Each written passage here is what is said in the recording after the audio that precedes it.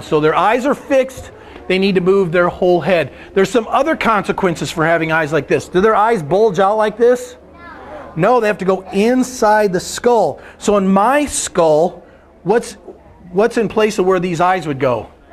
Your brain. So how many of you ever heard of the wise old owl? How many think that's true, that they're pretty smart and you train them to do tricks and stuff? How many think they're not that smart? How many don't know? Yeah, the answer is they're not that smart. This whole front part of their brain is gone to make room for eyeball. I have a skull here that I'll pass around here in just a minute. Let me show you this. Okay, here's the front end of a great horned owl. I'm going to spin it this way so you're looking at it from on top. I'm going to cover up how much of this skull is taken up by eyeball. Okay, that's all the room there is for brain. I was kind of changing my tune on this for a while because the wise old owl, if any of you have seen my program a couple of years ago, I had a female and she'd get tired of me talking because I talk a lot. And she wants to go back in the box. She would start reaching down and pinching me through the glove, and that was fine. I didn't mind the pinch. It was the pinch and the twist. I was like, wow, okay, she's figured out that I'm underneath her, so I'm thinking there must be some intelligence to this bird. That same bird drowned when the floods of 2008 came up. We had water coming up pretty quick. She could fly. She had a perch that she could hop up that was like a ladder. She drowned in 10 inches of water. So it tells me that over time, they might be able to figure something out, but in something where there's a rapid change that's going to take some creativity and some critical thinking skills, they're not that wise. It's because this is all the room they have for brain. Probably where the wise old owl came from. How many do watch birds? Pay kind of close attention to birds. Notice that they all blink from the bottom up. Owls are one of the few species that blink from the top down. Who else does that? People. That's probably where... Was that you? How old are you?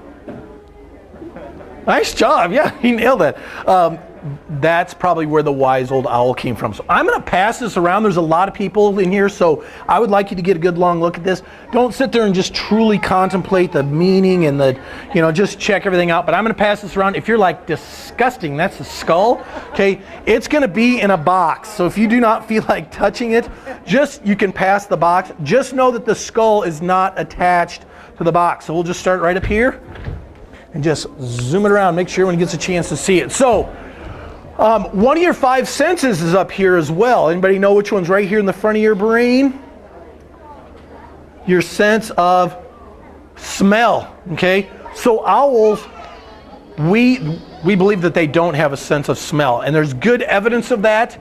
Great horned owls especially will eat an animal that nobody else will eat because they stink so much. What is it?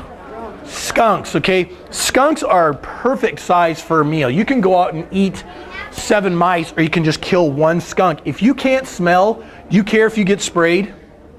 No. So next time you smell that skunk smell, don't just look on the ground for a dead skunk. Look where? Look up in a tree or on a telephone pole. There's a good chance that there's an owl there that's been recently sprayed. So those eyes are real important. What else do you notice about this bird? What else? Yes, nice and loud. Little tufts up here. Do all owls have those tufts? No. And there's a couple field guides over here with owls in them. We don't know what these are for. By the way, these aren't ears. These are feather tufts. Scientists aren't sure if it's to break up sound. Why don't all of them have that if that's to break up sound? They don't know if it's to break up their silhouette so they look more like a tree branch. Screech owls especially will make those things straight up and can make themselves skinny and look like a little tiny stick. I've had a screech owl that I had in a hawk house, and I'm looking all over for this bird, and this room is like 6 feet by 6 feet by 6 feet tall. This bird obviously escaped, and I look, and he's gone to one of these branches, and he's made himself the same width as the slats that I have in there, and he's just sitting totally erect with those ears straight up. I'm like, oh my gosh, I would never have seen him if I didn't get a sideways glance. So they're not sure what those are for. It could be to attract a mate. We're not sure. So where are their ears? Okay, everybody looking up here. This is what we call the facial disc. Every feather, we're going to talk about the feathers on the owl here in just a minute. Every feather on the body has zippers on top of the zippers. I'll explain what that means a little bit later, except where this facial disc is at right here. Okay, their ears, see this little fold right here and this little fold? Here's where their ears are. Everybody looking? One ear's up here and one ear's down here. They're asymmetrical. One's up here, one's down here. One's up here, one's down here. That'd be like you and me if one of our ears was up here and one of our ears is down here. Okay? Anybody been watching just a tiny little bit of basketball on TV? Yeah. How many of you see that person standing on the sideline with that dish with the microphone in the middle? Guess where that design came from? Okay, that's to funnel in, we call that ambient sound. The reason you hear the ball squeaking or you hear the shoes on the court is because of that disc. That's going to funnel in sound here. The theory on why these ears are offset is owls do a lot more hunting by hearing than by eyesight. This is great. Our ears are straight across like this. We can locate stuff from side to side like this. We have a very difficult time locating things in this up and down plane. I'm a big birder, and before I see birds, lots of times I hear birds. You know how many birds I've missed because I'm like, oh, he's this way, where's he in the tree? And I cannot find him up and down because our ears are straight across. The theory is X is going to mark the spot. If I'm sitting up in a tree and I can hear this way and I can hear this way, I've got a perfect X where I can go down and capture my food. So that's asymmetrical hearing. I need a volunteer to do a hearing test for me. Why don't you come on up here? Come on up here. Why don't you sit here? Sit right here on the edge of the stage, facing that way. Okay. What's your name? Annalise. Annalise. Annalise, have I talked to you before today? No, I don't know Annalise at all. This has not been posed pre-hand. I'm going to do a hearing test with Annalise just to kind of show the difference between our ears and owl ears. I'm going to have Annalise close her eyes in just a minute. You can leave them open right now. You see these two sticks? I'm going to tap them over here. I'm going to tap them over here, and I want you to point to wherever you hear the sound coming from. Do you want to do a practice one first? Okay, go ahead and close your eyes. Here we go. Okay, good. That's good. The acoustics in here are a little funky. So we're going to try this. We're going to do it 5 times. So you ready? Keep your eyes closed for all 5. Here we go.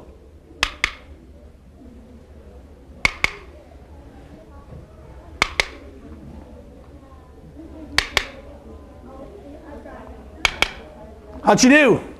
Yeah, give her a hand. Now stay up here. Stay up here. No, you can sit down. Take your hand and point it straight out. Okay, this time I'm going to tap this in here somewhere. So that means your finger is going to be pointing up and down, not side to side. This is very difficult because the sound is going to be reaching her ears at the exact same time. Are you ready? Go ahead and close your eyes. You got to keep them closed for all 5. Okay, here we go.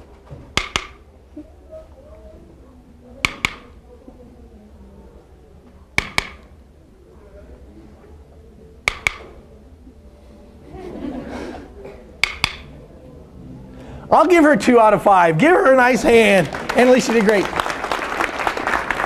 That was great because normally people get 0. This is really, really hard because the sound is reaching our ears at the exact same time. How many of you have seen your dog do this at home when there's like a funny sound on TV or you whistle at it funny, your dog goes like this? Okay? They're trying to make one ear high, one ear low. Do not go out and have, I know surgery is really popular right now. Do not go out and have one ear put up here and down here because you just want to have an awakening in the outdoors. Even if our ears are placed like that, our brains are not hardwired to interpret the sound that we have there. So those ears are really, really important. What are these guys covered in?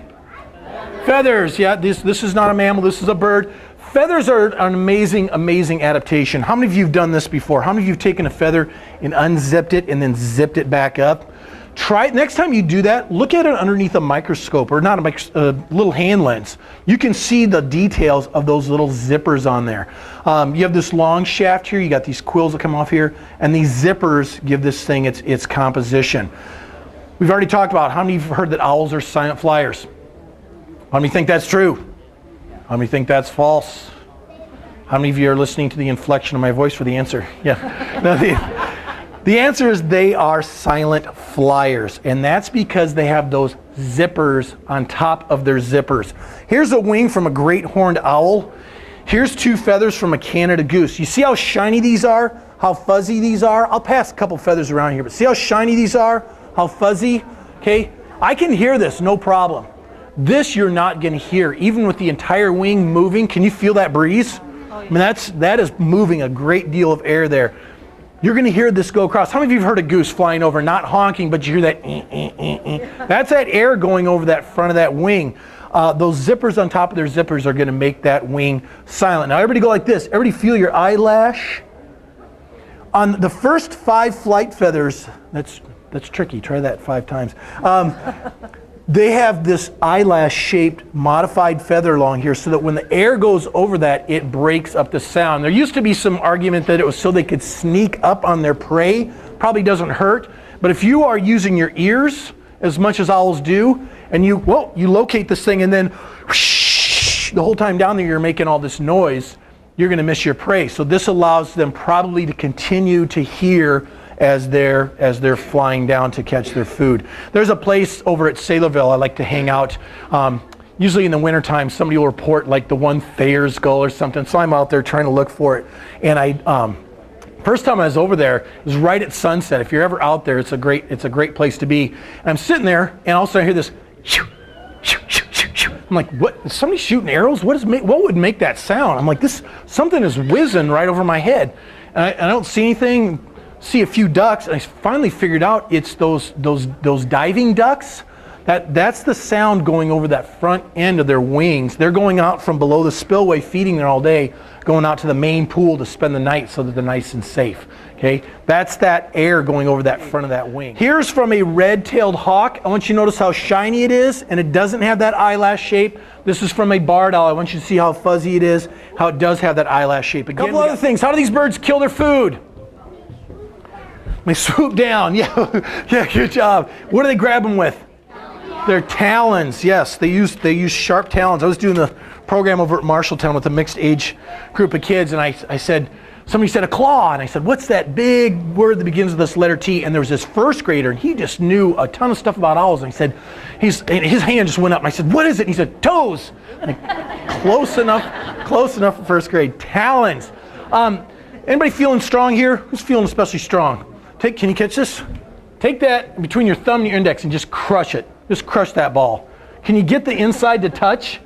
Pass it to the person next to you. Have them try it. Just crush it. You know they say don't try this at home?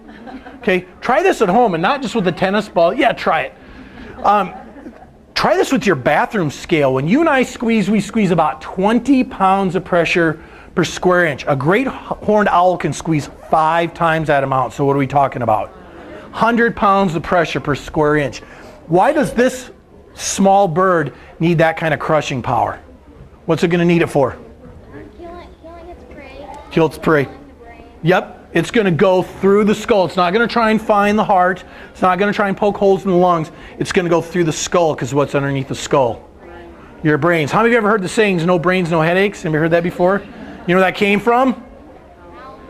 I don't know where it came from. It works very well in this situation. That long back talon is going to go in, it's going to drive into the skull, and then it's going to collapse the skull, which will kill the brain. That might sound cruel. How many of you, let me teach you a little sign language. Everybody like this. This is feel. Your feelings in here. Feel sad. This is like a tear coming out of your eye. This is feel happy, like you're extending your smile. How many like, oh, the poor rabbit feels sad. Okay. This is a very humane way to dispatch of your prey, to kill your prey. If you're a rabbit, do you want to get poked and grabbed and drug around for half a day and then finally die? Or do you want to just be hopping along saying, today's going to be the best day, and you go to bunny heaven? I mean, which way do you want it? And yeah. Bunny heaven for me too, yes. That's to the advantage of the predator too. This guy, if I go down and try and grab something and I get bit in the foot and get an infection, or if I get a scrape across my eye, or if I break 5 flight feathers, I don't get to go to the doctor. I spend the next 2 weeks trying to hunt, and eventually I starve to death. So this is very, very good for the predator.